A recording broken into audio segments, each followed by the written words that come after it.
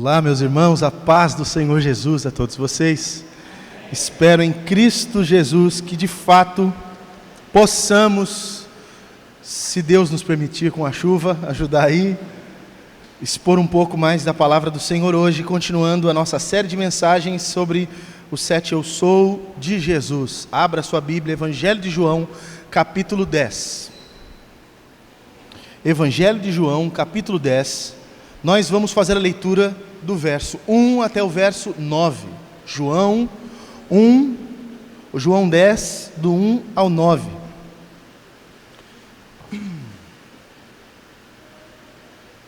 Diz assim a palavra do Senhor: em verdade vos digo, o que não entra pela porta do aprisco das ovelhas, mas sobe por outra parte, esse é ladrão e salteador. Aquele, porém, que entra pela porta, esse é o pastor das ovelhas. Para este, o porteiro abre. As ovelhas ouvem a sua voz. Ele chama pelo nome as suas próprias ovelhas e as conduz para fora. Depois de fazer sair todas as que lhe pertencem, vai adiante delas, e elas o seguem, porque lhe reconhecem a voz. Mas de modo nenhum seguirão o estranho. Antes, fugirão dele, porque não conhecem a voz dos estranhos. Jesus lhes propôs esta parábola, mas eles não compreenderam o sentido daquilo que lhes falava. Jesus, pois, lhes afirmou de novo: em verdade vos digo, eu sou a porta das ovelhas. Todos quantos vieram antes de mim são ladrões e salteadores, mas as ovelhas não lhes deram ouvidos. Eu sou a porta, se alguém entrar por mim será salvo, entrará e sairá e achará pastagem. Até aqui. Pai, em nome de Jesus, me dá condição de explicar, expor essa verdade maravilhosa a respeito da pessoa do Teu Filho Jesus. Me dá, em nome de Jesus, a unção que eu preciso. Dá ao Teu povo o entendimento que devem ter e a fé, para que através do conhecimento de quem de fato Jesus é, eles vivam uma vida diferente, se relacionem de forma diferente com o mundo, consigo mesmos e contigo. Em nome de Jesus. Amém. Bem, hoje especificamente vamos falar a respeito desta afirmação de Jesus, quando diz: eu sou a porta das ovelhas. Eu sou a porta das ovelhas. Nesta série de mensagens eu venho tentando expor e explicar aquilo que Jesus pretendeu dizer às pessoas do seu tempo, quando ele fazia afirmações que continham esta fala poderosa: eu sou. Eu expliquei na primeira mensagem dessa série que toda vez que Jesus diz eu sou, não é só uma afirmação a respeito de si mesmo, mas cabe aí uma reflexão, de uma revelação que ele está fazendo a respeito de sua pessoa, principalmente porque este título, esta afirmação eu sou, não é só uma frase, é um título, é um nome próprio que Deus arroga para si no Antigo Testamento, tanto que judeus não se utilizam desta maneira de falar sobre si. Judeu nenhum fala assim, eu sou. Então, por exemplo, se algum de vocês perguntar para um judeu qual o seu nome ou quem é você, ele jamais diria, eu sou o Fábio. Ele diria, eu Fábio. Porque eles não se utilizam dessa afirmação, eu sou. Porque para eles isso carrega um poder, um peso. Eles entendem, porque o próprio Deus afirmou isso a respeito dele, que dizer eu sou implica necessariamente em dizer eu tenho a substância essencial. Eu posso por mim mesmo qualquer coisa. Então um judeu tem a consciência de que nós estamos, mas só Deus é. Só Deus pode dizer eu sou, nós no máximo podemos dizer eu estou. Deus diz, eu sou Deus, eu posso afirmar eu estou o pastor, eu estou qualquer coisa, porque tudo depende daquilo que Deus faz em mim e de mim, e só Deus é por si mesmo. Então, levando em conta essa primeira afirmação a respeito desse trecho eu sou, Jesus ao longo do Evangelho de João faz afirmações que carregam também poderes que nós precisamos compreender, e enquanto não compreendemos isso, nós não experimentamos na totalidade aquilo que é o próprio Jesus. Porque muita gente acha que deve ou vai experimentar apenas aquilo que Jesus faz, mas você deve experimentar daquilo que Jesus é. E quando você começa a experimentar isso, a sua vida se aprofunda com Deus. Você sai da superfície do que um religioso e do que a multidão pode experimentar e passa de fato a experimentar o que um discípulo íntimo é capaz de experimentar. Nesse instante especificamente, Jesus afirma: eu sou a porta das ovelhas. Para que consigamos entender essa afirmação e esse texto, nós precisamos entender algumas coisas, e pelo menos três. Primeira delas, essa fala de Jesus, ela não está desconectada de um assunto maior. Ela não é uma frase jogada simplesmente, ela está completamente vinculada e vem por consequência de um fato que havia ocorrido, que eu preguei inclusive semana passada. Vocês, se estavam aqui, se lembram. Jesus fala que ele é a porta das ovelhas por algo que tinha acabado de acontecer diante deles. O que aconteceu? Jesus havia curado um cego de nascença. Depois que Jesus cura esse cego de nascença, os religiosos da época ficaram furiosos pelo fato de Jesus curar aquele homem e pelo fato de ter curado aquele homem, o povo olhar para ele como sendo o Messias.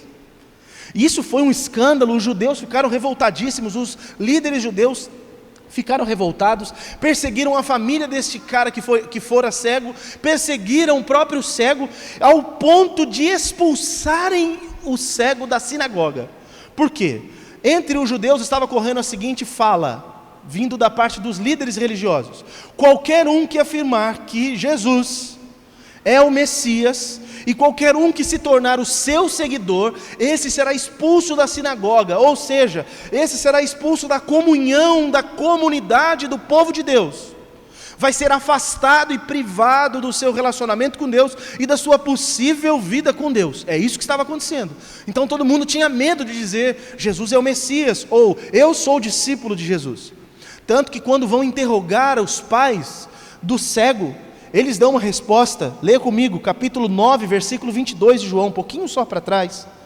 Diz assim, o 21 primeiro: olha, nós não sabemos como ele vê agora, ou quem lhe abriu os olhos, também nós não sabemos. Pergunte para ele tem idade, vai falar por si mesmo. Versículo 22 agora: isso disseram seus pais porque estavam com medo dos judeus, pois estes já haviam assentado que se alguém confessasse ser Jesus o Cristo, fosse expulso da sinagoga. E aí depois, como os pais pulam para trás, porque ficam com medo de serem expulsos, os líderes vão falar de novo com o cego e perguntam de novo para ele: como foi que aconteceu? Como que você passou a enxergar? E o cego fala assim: poxa, mas vocês estão perguntando tanto a respeito dessa pessoa que fez isso comigo, vocês querem ser discípulo deles também? Vocês também querem se tornar discípulos dele? E aí vem a resposta dos líderes, versículo 28. Então o injuriaram e lhe disseram: discípulo dele és tu, nós somos discípulos de Moisés. E aí olha o que acontece por conta disso. Os líderes ficaram revoltados com esse camarada, porque entenderam que ele estava crendo em Jesus como Messias, estava o seguindo como seu discípulo. Versículo 34, eles retrucaram: tu és nascido todo em pecado e nos ensinas a nós, e o expulsaram. O que estava acontecendo aqui é o seguinte: os líderes religiosos expulsaram um homem da comunidade de fé deles, o tiraram da comunhão com outras pessoas que professavam a mesma fé, porque esse camarada se disse discípulo de Jesus. O expulsaram. Aqueles que eram chamados e se auto-arrolavam como os pastores do povo, os líderes do povo, aqueles que haveriam de conduzir o povo na presença de Deus, eles estavam afastando um homem da presença de Deus, porque esse homem dizia ser seguidor de Jesus, ou acreditava de alguma forma em Jesus. Então isso você precisa entender, que essa fala de Jesus é justamente por conta disso que está acontecendo. Então no momento que Jesus diz: eu sou a porta das ovelhas, tinha uma galera diante dele, um povo diante dele, com uma discussão, um problema acontecendo. Quem estava diante dele? Os seus discípulos, o homem que fora cego e foi curado, e aqueles líderes religiosos que estavam perseguindo Jesus e perseguindo também o cego, porque ele havia colocado a sua expectativa e estava seguindo a Jesus. Todo esse povo estava diante de Jesus. Jesus olha para eles e fala assim: eu sou a porta das ovelhas. É isso que está acontecendo, a primeira coisa que você precisa entender. Segunda coisa, Jesus aqui, nesse momento, está se utilizando de uma parábola para ensinar as coisas a respeito dele mesmo. Mais especificamente, não é nem uma parábola, é uma alegoria. Muito embora na sua Bíblia a tradução com certeza esteja parábola, o termo correto aqui deveria ser alegoria. A palavra grega paroimia não é traduzida em nenhum outro lugar como parábola, só aqui, não consigo entender o porquê. Em todos os outros lugares se trata de alegoria. E é importante entendermos isso, faz uma diferença muito grande, porque uma alegoria é uma comparação entre coisas, compara uma coisa com outra, explica usando uma linguagem metafórica, o que não implica que todos os elementos dessa tentativa de explicação devem ser usados para uma explicação ou tentar ganhar um sentido e um símbolo. Por que eu preciso falar isso? Porque quando as pessoas leem a Bíblia e não entendem o tipo de linguagem que está sendo utilizada, a interpretação é sempre equivocada. Vou citar um exemplo: o Apocalipse não tem linguagem literal, tem uma linguagem figurada, alegórica. O que acontece? As pessoas leem o livro do Apocalipse e está escrito certas coisas que as pessoas acham que vai acontecer daquele jeito, literal. Não é assim que interpreta o Apocalipse. Se você não levar em conta a estrutura de linguagem, a figura que está sendo utilizada ali, você não interpreta. Por exemplo, diz o texto que num dado momento vai sair um ser, uma besta do mar, com 7 cabeças, vai vir para a terra, e tem gente que acha que isso é literal. Se você acha que isso é literal, você vai viver na terra o tempo do Caverna do Dragão, porque esse é o Tiamat. Vai sair da água com as cabeças. Não é literal, é um símbolo para falar de alguma coisa, dos povos, que vem, a água no Apocalipse é sempre símbolo de nações. É um dos líderes que vai surgir do meio do povo, é disso que está falando. Uma das bestas, é disso que está falando, que são 2 bestas, o anticristo e o falso profeta. Uma besta que vem da terra é o anticristo, outra besta que vem das águas é o falso profeta. Uma linguagem figurada, é uma alegoria. Se você não leva em consideração a estrutura de linguagem, você aplica literalmente todas as coisas, você fica perdido, você começa a acreditar em coisas erradas, então a sua esperança fica em coisas que não devia estar. Então é muito importante que você entenda que o que Jesus está fazendo aqui é explicando alguma coisa a respeito dele e a respeito dos outros líderes, utilizando-se de uma alegoria. E a terceira coisa que você precisa entender é que o ponto específico que nós vamos falar hoje, e talvez aqui seja um pouquinho só complicado, mas eu vou tentar me fazer entender. Esse trecho que nós vamos pensar hoje, a afirmação que Jesus é a porta das ovelhas, é uma alegoria dentro de outra alegoria. Isso é importante pensar. Jesus está fazendo uma alegoria maior, fazendo uma comparação maior, e dentro da alegoria maior, ele precisa abrir um parêntese e faz outra alegoria para explicar outra coisa importante. O que nós vamos estudar hoje é uma alegoria menor, mas para que a gente não fique perdido no assunto que nós vamos tratar, eu vou explicar para vocês primeiro do que se trata a alegoria geral. A alegoria geral é Jesus demonstrando o contraste entre ele e os líderes religiosos de sua época, ou seja, os fariseus, os saduceus, os membros do sinédrio. Os líderes dos judeus estavam tendo uma postura diante do povo de Deus, e Jesus está dizendo: existe uma diferença gritante entre eu e vocês. Nós somos diferentes na maneira que nós entendemos de qual o nosso papel diante do povo de Deus, como nós nos relacionamos com o povo de Deus e como tratamos o povo de Deus. Preste atenção, lembra de quem está na frente de Jesus: todo o povo, os discípulos, o homem que tinha sido curado e os líderes religiosos. Jesus para diante deles e fala assim: vocês líderes, vocês são diferentes de mim. Eu sou o bom pastor. Vocês são ladrões, vocês são salteadores.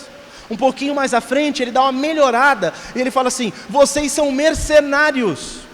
Eu estou interessado no bem, na vida do povo. Eu estou trabalhando para que o povo seja salvo, seja suprido, seja protegido. Eu estou trabalhando para que o povo tenha abundância. Vocês, o trabalho que vocês desenvolvem, vocês só estão pensando em vocês mesmos. vocês querem se aproveitar do povo, vocês querem oprimir e vocês se beneficiam das pessoas. Nós somos diferentes, nós não somos iguais. Vocês são os líderes deles, mas vocês são líderes errados, líderes ruins. Eu sou aquele que de fato vem para pastorear esse povo. É disso que fala a parábola maior, ou a alegoria maior. Sobre isso vamos falar mais especificamente na próxima semana. Mas, como eu disse, hoje estamos falando de uma alegoria pequena dentro da alegoria geral. Jesus, enquanto está explicando o contraste entre os líderes religiosos e ele também está ensinando uma coisa muito essencial. Grava isso no teu coração, que disso depende muita coisa da tua vida. Ele, quando fala que ele é a porta, ele está dizendo: eu sou um acesso. Eu sou um portal para algo. E esse acesso tem duas funções. A primeira função desse acesso, dessa porta, é identificar os verdadeiros pastores e cuidadores do povo de Deus. Deixa eu explicar como é que Jesus está montando a estrutura de pensamento. Ele está dizendo: olha, existe um aprisco, e o povo de Deus é um rebanho de ovelhas que está colocado dentro de um aprisco. Mas como que é o aprisco, pastor?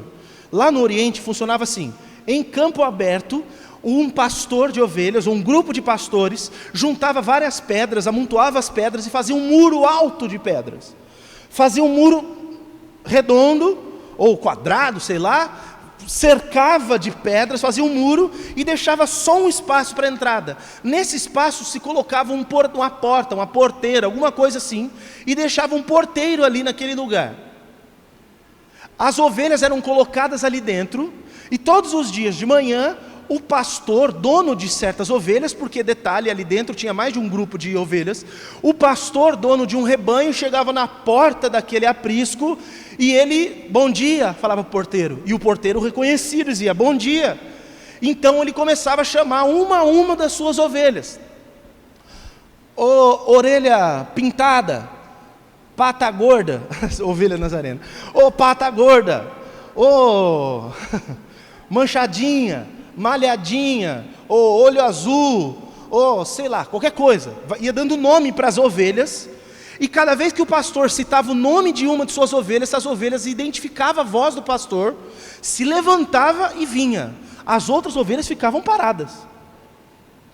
As outras que não eram dele ficavam paradas. As que eram dele já ficavam de olhinho assim, esperta, só esperando serem chamadas. Mas algumas já levantavam, por quê? Ouviram a voz do seu pastor e reconheceram a voz do seu pastor. Tendo sido chamada todas as ovelhas, o pastor então sai pela porteira, olha isso, ele sai, as ovelhas vêm atrás dele, ele vai andando para frente, as ovelhas vão acompanhando. Por onde o pastor for, as ovelhas o acompanham, porque as ovelhas o conhecem, ele conhece uma a uma por nome, e as suas ovelhas o conhecem. Isso é desse jeito que funciona o pastoreio de ovelhas no Oriente.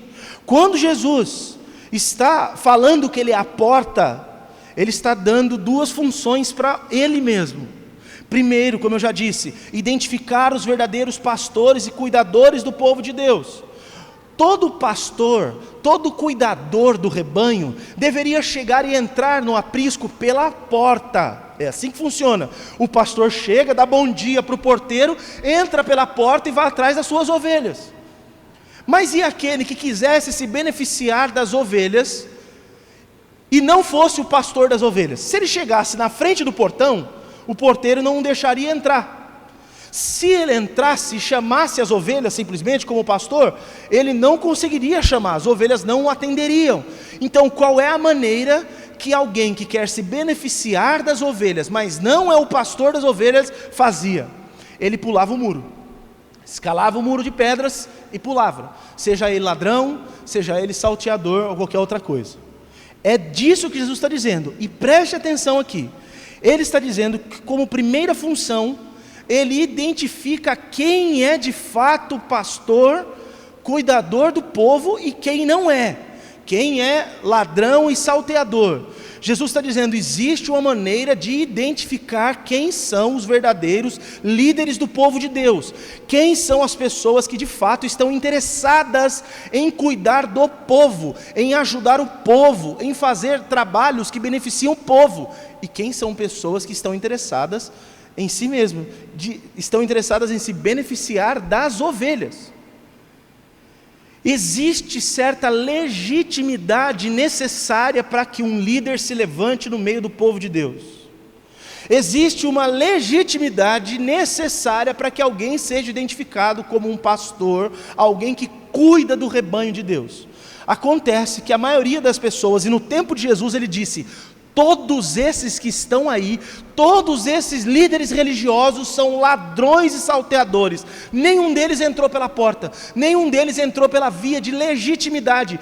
Todos eles têm intenções malignas, então eles não podiam entrar pela via correta. Como eles querem roubar o povo, fazer o que é errado, eles pulam o muro, eles não entram pela via legítima. Eles são opressores. Vou explicar como funciona isso na prática para a gente aqui. A igreja do Nazareno tem uma maneira, por exemplo, de identificar os seus líderes e os seus pastores. A igreja do Nazareno tem uma maneira de trabalhar para que as pessoas sejam pastores e tenham essa condição de serem cuidadores do povo de Deus.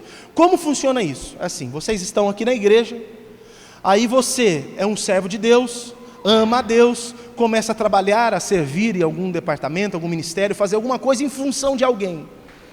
Nós começamos a olhar para você e o identificamos como alguém que tem o perfil e tem um dom, a graça para cuidar de outras pessoas.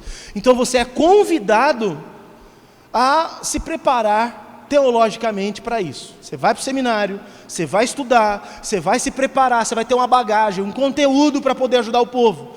No meio desse processo, você está desenvolvendo um trabalho. Os irmãos da igreja começam a olhar para você e eles é que apontam se você é ou se você não é um líder de fato, um pastor de fato, alguém que de fato pode conduzir o povo de Deus. E aí, tendo acontecido isso, essa pessoa recebe uma credencial dentro da nossa igreja, chama licença local. Aí esse irmão, nós queremos dizer com essa credencial assim, nós estamos olhando com carinho para esse irmão, e porque identificamos nele qualidades que podem ser de um verdadeiro pastor, de alguém que vai cuidar da alma das pessoas. Então essa pessoa recebe essa credencial. Passado um tempo que ela já recebeu essa credencial, sendo avaliada todos os anos, aí então nós falamos, de fato essa pessoa tem um chamado para ser pastor. Aí ela é indicada para lá, para os nossos líderes regionais, vai passar por uma prova, vai ser entrevistado e tudo mais, para depois vir aqui, já tem legitimidade da igreja. O povo já olha para essa pessoa como um verdadeiro líder e cuidador, pastor, está preparado, tem conteúdo suficiente para isso, está aprovado pelos líderes, então esse daí entra pela porta e passa a conduzir e pastorear o povo de Deus. Mas não é assim que acontece normalmente. Eu sei que em muitas igrejas as coisas são completamente diferentes, tem lugar que é até bagunçado pra caramba, é assim, você vai chegando na igreja, aí você falou bem, você se porta assim. O Renan em qualquer igreja dessas é ungido pastor em 2 dias. 2 cultos que o Renan entrar, só com esse porte que esse homem tem, o homem entra bonito, elegante, grandão, cabiblona embaixo do braço, assim, hora que ele já dá a paz do Senhor, já balançando a cabeça, assim, ó, os irmãos já falam, esse é do fogo, esse prega pra cá, nem conhece o homem, só da pinta que ele já tem, o nego já entrega o púlpito, o microfone, já faz tudo. Eu não estou dizendo que ele não tem chamado, pelo contrário, esse menino tem chamado de Deus. Mas só por essas evidências externas, normalmente em qualquer lugar, e vocês que já andaram por aí, vocês sabem que eu não estou falando besteira, já vai falando, é pastor, é pastor. Como assim? Pastor não é quem sobe no púlpito e fala com o microfone, pastor é quem cuida de alma. Pastor é quem está interessado em cuidar de gente. Uma coisa é ser pregador, uma coisa é ser conferencista, outra coisa é você se importar com a vida das pessoas. Mas por aí todo mundo é pastor. Aí as mulheres nas igrejas, como as igrejas são machistas, aí eles não são pastoras, aí são missionárias.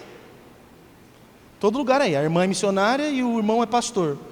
Então vai passando lá, Mas a pessoa não tem nenhum preparo, ninguém conhece quem é de fato, aí dá escândalo, dá problema, dá zica com a igreja, uma bagunça. Aí essas pessoas que receberam esse tipo de educação vêm para a nossa igreja, por exemplo. Aconteceu isso muito, no começo da igreja acontecia direto. Chegava e trazia carteirinha. Ó, pastor, eu sou pastor não sei aonde. Ah é? Que bom. Ó, eu sou missionário. Um dia veio um irmão aí, eu lembro até hoje. Seu Oswaldo veio correndo assim, ele estava na recepção. Seu Oswaldo chegou e falou assim: pastor, tem um tal de conferencista internacional aí que pediu oportunidade. Eu falei: ô irmão Oswaldo, pede para ele sentar lá. Lá, onde todo mundo senta. Porque esses caras ainda querem vir sentar na frente ainda. Eles querem crédito para parecer que eles são pessoas importantes. E não tem ninguém aqui mais importante que ninguém, que é todo mundo igual. Aí o cara chega e quer dar carteirada. Eu sou conferencista, eu sou pastor não sei de onde. Que bom. Então, como que eu faço para ser pastor aqui? Como você faz? Faz assim, ó. Você congrega com a gente, você vai fazer um curso de membro, aí eu vou te conhecer, vou saber quem você é, vou saber quem é a sua família, vou saber como que é a sua casa, se você é de verdade ou se você é de mentira. Aí depois de tudo isso, você começa a participar de algum ministério.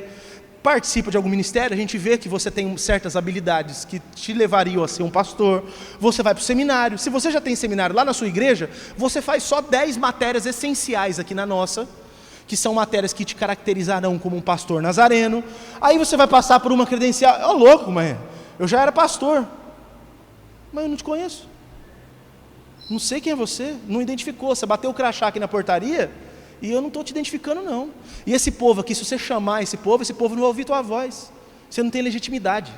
Mas tem gente que quer fazer isso sem ter legitimidade. Posso dizer uma coisa muito triste?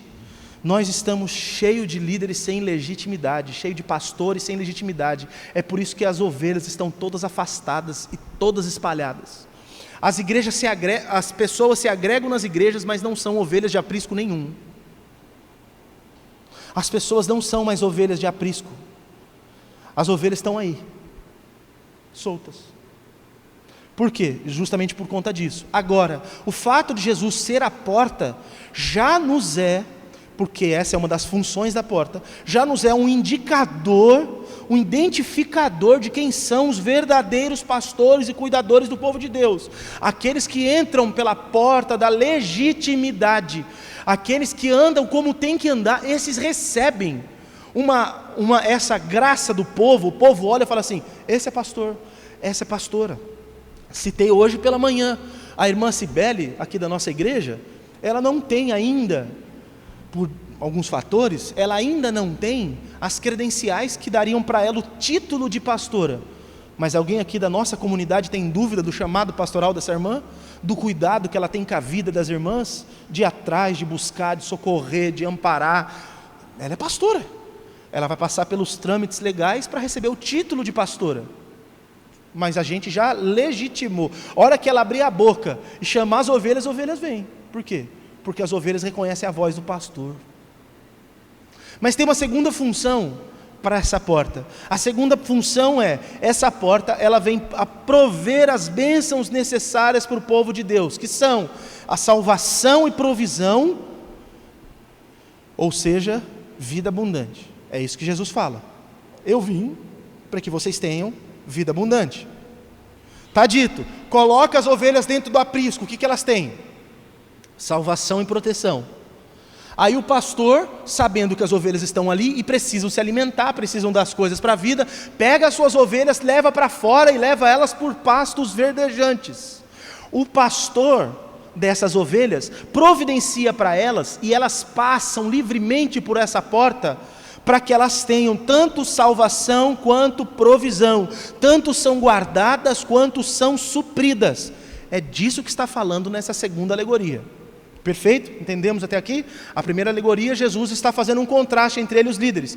A segunda alegoria, Jesus está ensinando a respeito dele mesmo como uma porta que tem duas funções: identificar quem são os verdadeiros pastores e líderes do povo, e dar essa possibilidade do povo de Deus usufruir de tudo o que Deus tem dado. O quê? Salvação, proteção, provisão e abundância. Perfeito? Então, pensando isso, entendendo isso, quero trazer aqui para vocês algumas lições importantes para a gente, que são as aplicações de entendermos isso que entendemos. Primeira lição: O simples fato de alguém se portando como líder, estar dentro de um aprisco, no meio do povo, não transparece sua verdadeira intenção. Então alguém bater no peito e falar, eu sou líder, eu sou pastor, eu sou sabe-se lá o quê, não demonstra a intenção dela, só demonstra o que ela pensa a respeito de si ou o que alguém disse que ela é. Só. Isso é muito importante você saber, porque tem muitos líderes, como eu já disse, que não têm aprovação de Jesus e estão no meio do povo de Deus. Têm intenções escusas, são perigosos, mas como eles se autoafirmam líderes, pastores, missionários, apóstolos, bispos, etc, etc, eles ganham uma credencial de santidade que ficam intocáveis, e o povo fica até com medo de olhar para eles e tentar entender neles qual de fato é a intenção deles para fazer o que fazem. E eu preciso então explicar para vocês que, de acordo com o Evangelho de João, existem pelo menos 4 motivações para alguém querer liderar e pastorear o povo de Deus. Grava isso, porque daqui por diante você vai identificar as pessoas. Esse julgamento você tem que fazer aqui dentro da nossa igreja. E se um dia você não estiver mais nessa igreja, estiver em outra, você precisa usar os critérios que eu vou dar para vocês identificarem quem de fato tem boas intenções, quem de fato quer fazer o que é certo. Porque tem gente com boa intenção que erra. E tem um monte de gente que aparentemente está fazendo tudo certo, mas a intenção dessa pessoa... Então tem 4 intenções. A primeira intenção em estar diante desse rebanho, estar no meio do aprisco, é a intenção do ladrão. O que o ladrão faz? O ladrão rouba. O ladrão toma o que é do outro. Os ladrões do meio do povo de Deus, eles tanto roubam o povo, quanto roubam a Deus. Roubam a Deus lesando o povo, roubam a Deus tomando a glória que é de Deus. Alguns líderes, alguns famosinhos aí, alguns que estão em evidência, roubam toda a glória que deveria ser dada a Deus, porque eles são bons no que fazem, porque fazem bem feito, porque tem uma boa equipe de mídia, de marketing, uma boa estrutura para fazer o que estão fazendo, e tiram toda a glória que devia ser dada a Deus, estão roubando a Deus, e outros estão roubando o povo. Olha, alguns de vocês aqui, eu vou dar oportunidade algum dia, para dar testemunho do que viveram aí em outros lugares. É de chorar, é de cortar o coração, como alguns de vocês foram lesados, roubados, como se infiltraram na vida de vocês e fizeram coisas terríveis. Quantos de vocês chegaram nessa igreja aqui traumatizados, doentes, machucados, não queriam mais saber de igreja, não queriam saber mais de evangelho, desacreditados? Eu lembro que o primeiro que chegou assim, que foi muito impactante e evidente, foi o nosso irmão Moisés, que agora, no mês de março, recebe a credencial dele, e nós o chamaremos de nosso pastor Moisés. Chegou na igreja desacreditado. Primeiro veio a Evelyn, apareceu num culto lá no comecinho da igreja, lá no tempo da Ana Maria, lá atrás, né, irmã? Quando a gente começou o negócio, alguns irmãos estavam lá atrás, lá, Ciro, não nem vou nem falar, né? Está desde a minha casa, não era nem igreja ainda, estava lá na minha casa. A Larissa também, estava no primeiro culto, olha que foi curada no primeiro culto, milagre de Deus. Primeiro culto, eu nem sabia que orar curava a gente orou e foi curado. Meu irmão, eu estava aprendendo, não tinha ideia o que era ser pastor, a gente ora meio que naquele embalo, né? Todo mundo ora, vamos orar também. E aí Deus operou. Chegou a Evelyn, participou de um culto, quietinha, entrou calada, saiu calada. No outro culto chega ela e um brucutu na igreja, um homem desse tamanho, forte. Depois eles me contaram que a Evelyn falou assim, não, tem uma igreja boa, você vai gostar. Ele, não quero nem saber de igreja. Moisés estava machucado, ele estava desacreditado de qualquer coisa que diz respeito à igreja, ele não queria saber. Por quê? Porque ele fazia parte de liderança de igreja, tinha visto tudo errado dentro das igrejas, nego roubando, gente com más intenções, via tudo, desanimou, chegou desanimado. E agora? Olha, pastorzão, graças a Deus, Moisés não está aqui porque ele está pregando em outra igreja hoje, aleluia, glória a Deus por isso. Segunda motivação é a do salteador. Qual a diferença do ladrão para o salteador?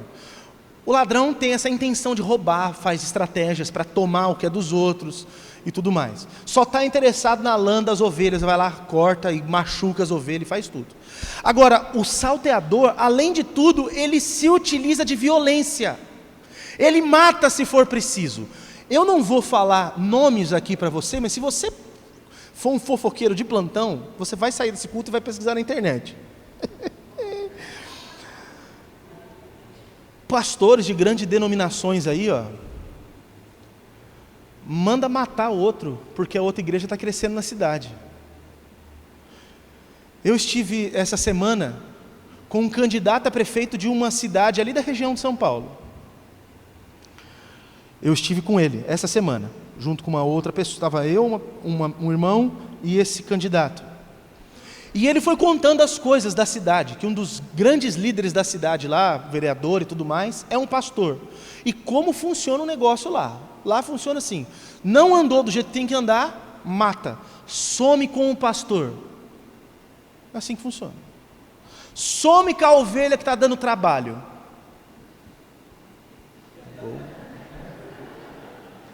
Preciso do contato desse irmão. Mentira.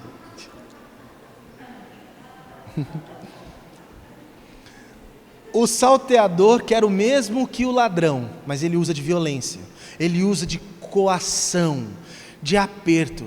Quantos de vocês ouviram na vida cristã de vocês assim? Se você não vier na campanha, o diabo vai tomar. Se você não trouxer o seu dízimo, o diabo vai não sei o que lá. O irmão confessou aqui, falou que na igreja que ele fazia parte, ele chegou a ouvir assim: se você não der, Deus vai deixar o diabo tocar no seu precioso, ou seja, Deus vai tocar na vida do seu filho. Você está de brincadeira? Isso não é Deus, isso é um Exu. Se você não pagar a oferenda, ele vem e puxa seu pé de noite, né? O Exu não faz isso. Tem a terceira motivação, a motivação do mercenário. Motivação do ladrão, do salteador e do mercenário. Essa motivação é a da maioria dos líderes nas igrejas. Pode escrever isso daí, pode prestar atenção. A maioria dos líderes é isso aqui, mercenário. O mercenário, ele não quer o mal das ovelhas. O mercenário só quer o bem de si mesmo. Ele está interessado no bem das pessoas, desde que ele seja beneficiado. O mercenário, ele quer uma igreja grande. Para quê? Para ele ser famoso, para entrar muito dinheiro.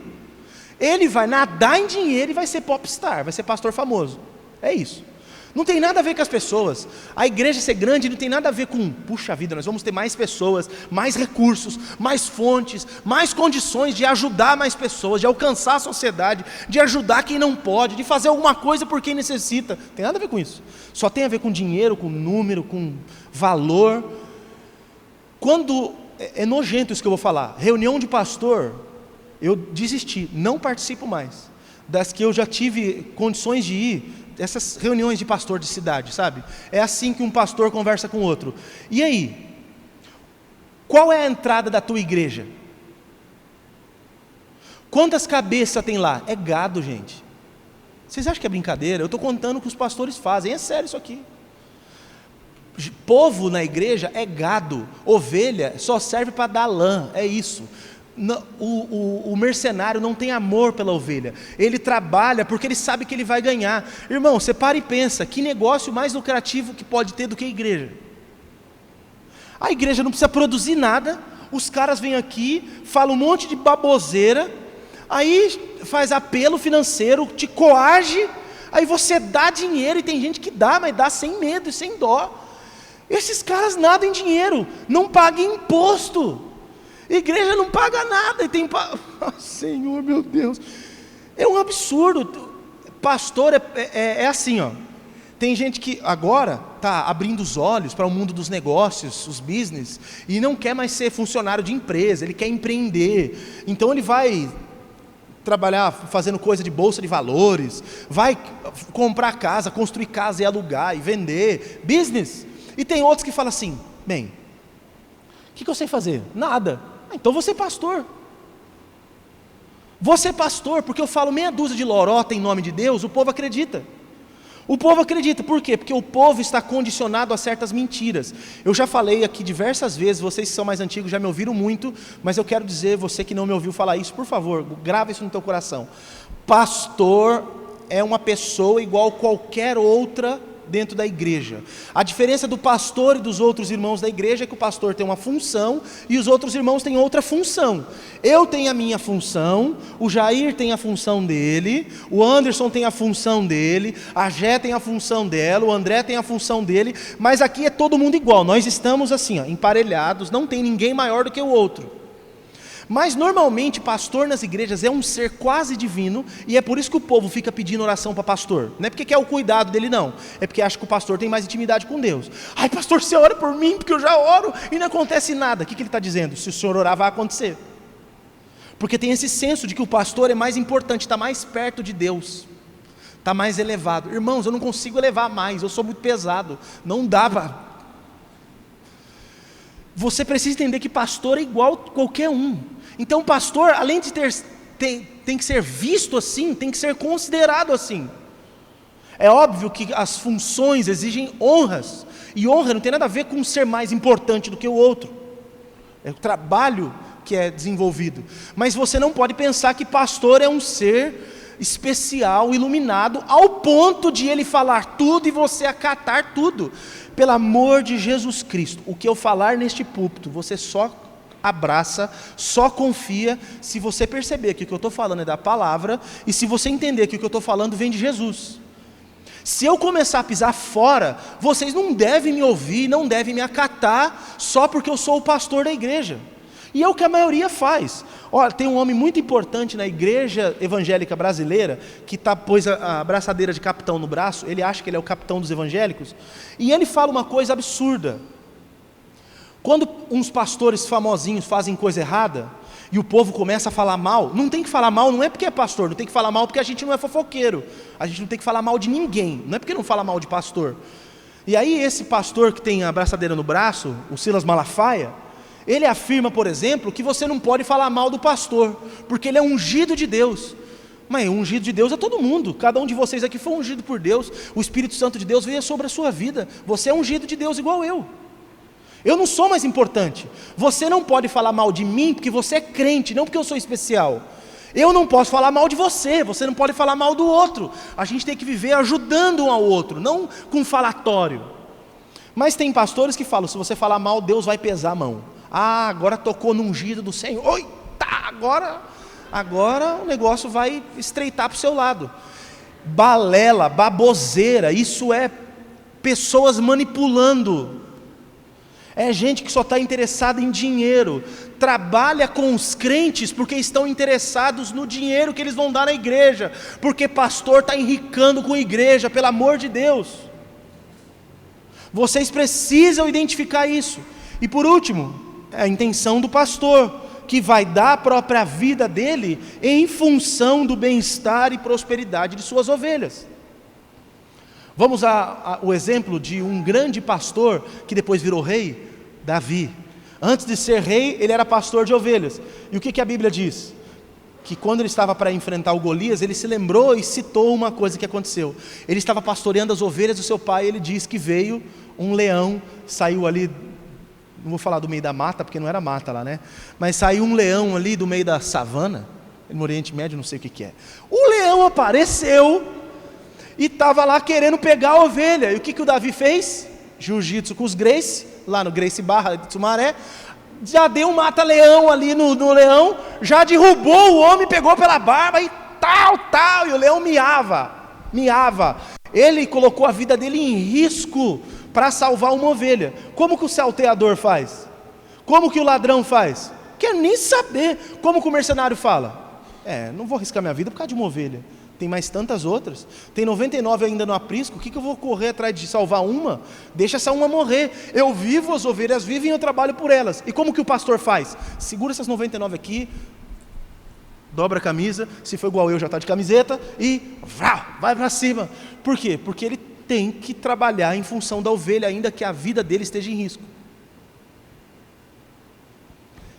Essa é a motivação do pastor. Terceira lição para nós hoje. As ovelhas de Jesus, porque existem as ovelhas que não são dele. E aqui eu preciso contar uma coisa que eu aprendi estudando para essa mensagem. De verdade, eu nunca tinha pensado nisso.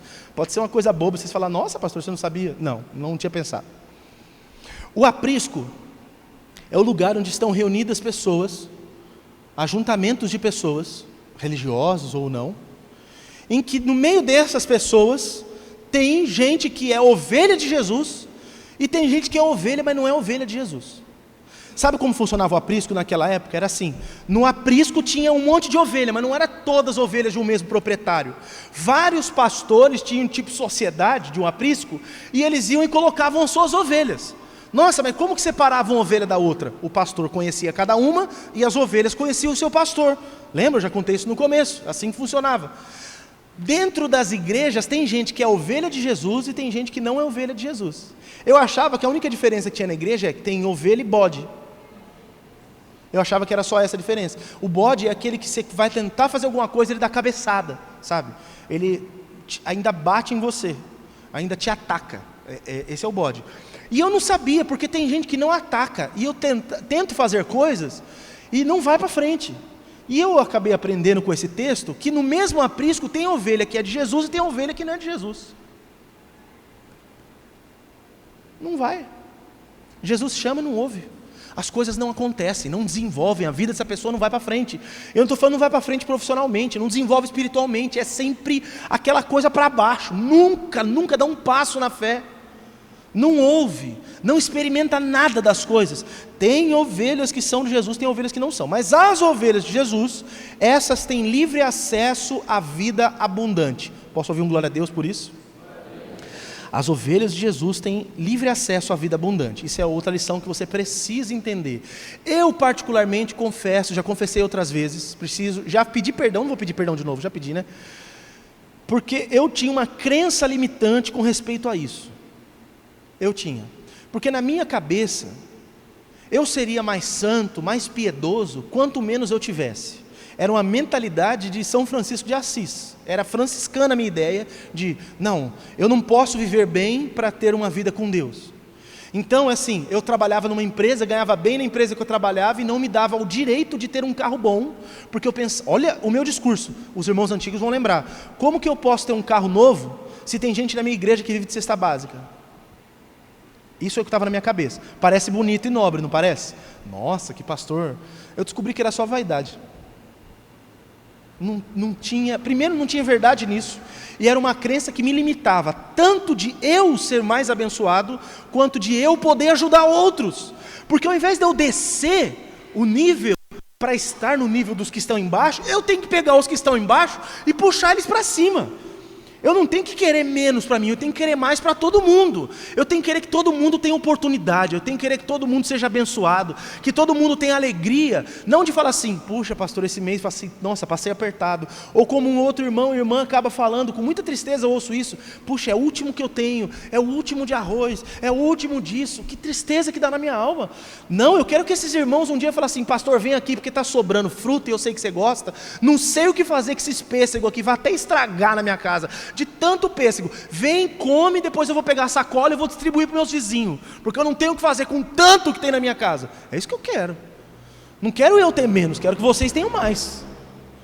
Mas era uma crença limitante que eu tinha, e aqui esse texto desvenda essa questão, porque Jesus veio para nos dar vida abundante. Repita comigo, Jesus veio para me dar vida abundante. Vamos falar de novo? Jesus veio para me dar vida abundante. Você acredita nisso? Então você precisa viver diferente.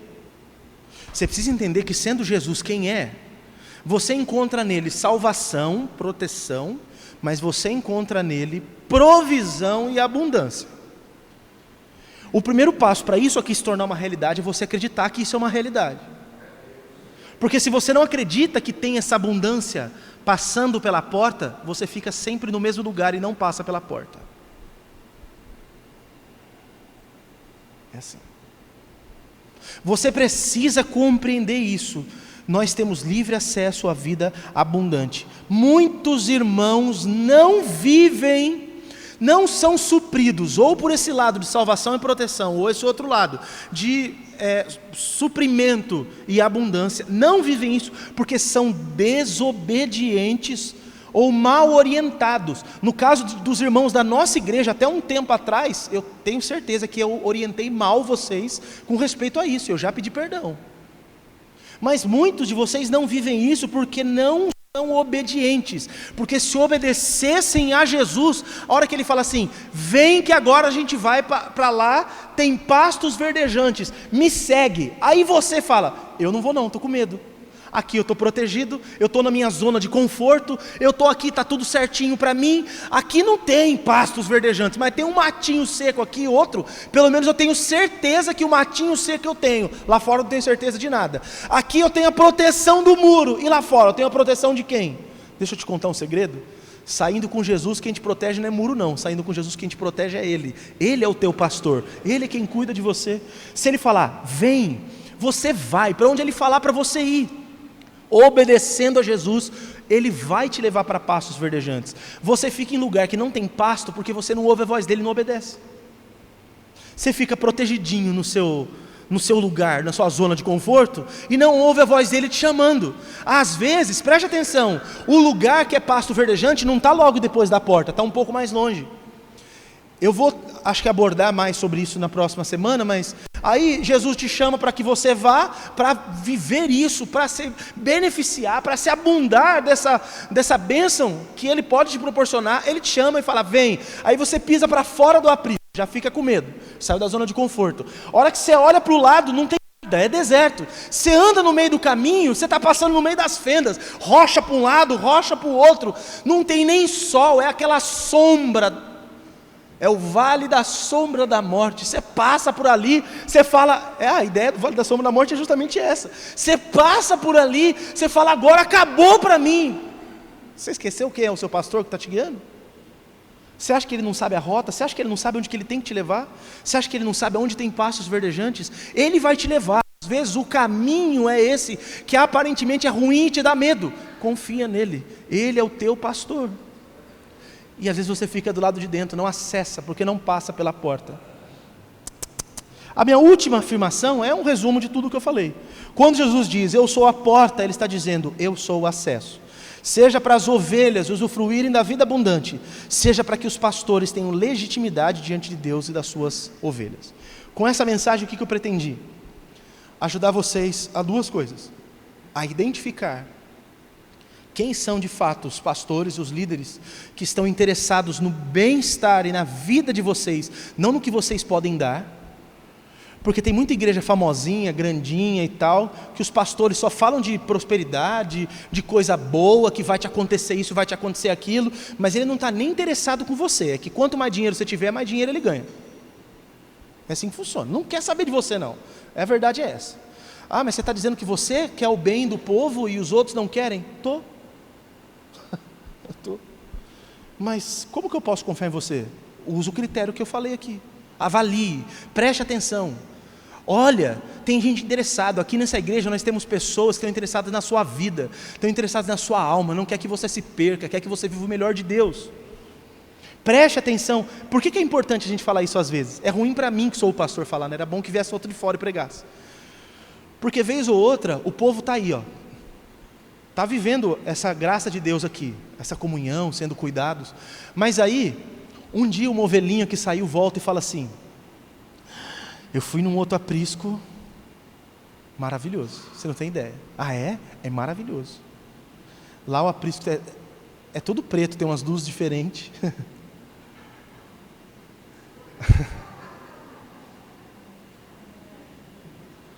Vai uns... Você acredita que para perto da porta, para até uns caras de banquinho para falar? Fala com a gente ouve aquela coisa tão gostosa assim. Aí você é desafiado a viver e a romper, e você dá, e você faz. Ai, que coisa maravilhosa. Aí você, nossa, aqui o nosso pastor aqui nem senta no banquinho, porque ele não dá, o banquinho não dá para ele não. A gente tem dificuldade de acender e apagar a luz, lá tudo ficou bonitinho. Eu acho que eu vou para lá. Eu só cuido, irmão. Preste atenção, é sério. Pastor, você está com medo de perder a ovelha? Não, porque a ovelha de Jesus ouve a voz de Jesus. Eu estou dando oportunidade para que você não se machuque. E mais do que isso, eu estou te dando oportunidade para que você valorize a bênção que Deus deu, de ter uma comunidade que se importa com a vida de vocês, e está interessado em que vocês sejam abençoados, muito mais do que qualquer outra coisa. Tá bom? É ruim a gente fazer propaganda da gente, porque, puxa, eu me sinto constrangido aqui, né? Fazendo propaganda da gente, mas tá bom, Deus não levantou o missionário, venho eu pregar aqui mesmo. É isso aí.